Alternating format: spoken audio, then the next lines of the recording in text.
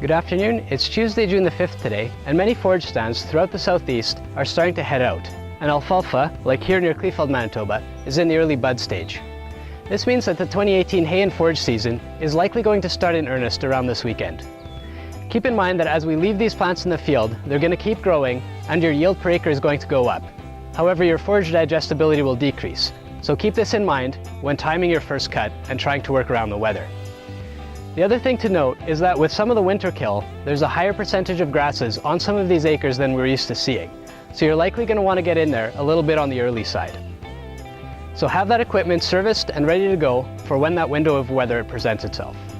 Next, we're going to take a look at the progress of spraying in our area. Herbicide application is in full swing throughout the area. However, with all of the wind, it's been difficult to cover a lot of acres in a day. And as a result, we're seeing quite a few row crop fields on our travels that are still in need of being cleaned up. Everyone should be out scouting their fields prior to herbicide application to make note of what kind of weeds you have in the fields and to pick chemicals accordingly. It's equally important to go out a week to 10 days later to evaluate the effectiveness of that spray and to take note of any weed escapes. This can alert you to issues like herbicide-tolerant weeds that are starting to develop before they become big problems on your fields, especially on fields that are highly rotated in Roundup-tolerant crops. While you're out in the field, this is your last good chance to evaluate your plant stand for things like emergence, staging, and plant spacing, all of which can alert you to issues you have with the planter and may not be aware of, but do need to be addressed prior to next spring's seeding. This is important because as the summer wears on, any evidence is going to start degrading, and it's going to be very difficult at harvest time to figure out why you may have a lower plant count than expected.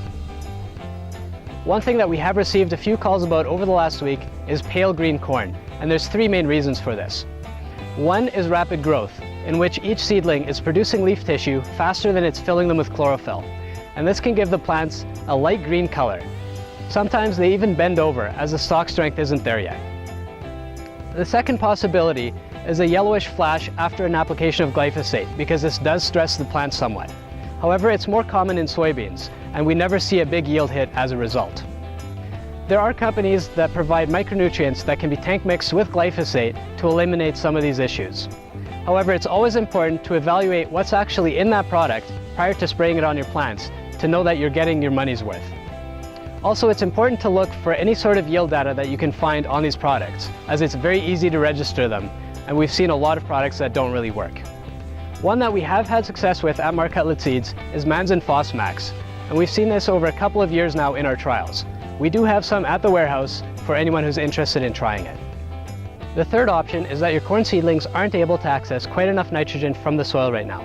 This is most common in cool, wet soils or where there's a lot of previous year's crop residue that's tying up nitrogen early in the season as it's breaking down. If you're concerned about the nitrate levels in any of your pioneer cornfields, give the team at Marc Hutlet Seeds a call. We can come out to pull some soil samples for you and run a nitrate test. This will show what's available to those plants right now. However, it's going to be least effective on fields where manure is relied on as the primary nitrogen source. There's going to be no cost for this on the first field. However, every subsequent cornfield up to 160 acres will be charged $30 per test. Let us know if this is something that you need done on your field, or if you have any other issues that you'd like us to come out and look at. Thanks again for watching our weekly video updates. And just a note that this is going to be the last week that we're accepting seed and pallet returns at the warehouse. So if you do have some kicking around the farm, please bring them back as soon as possible, or let us know and we'll pick them up. Have a great week.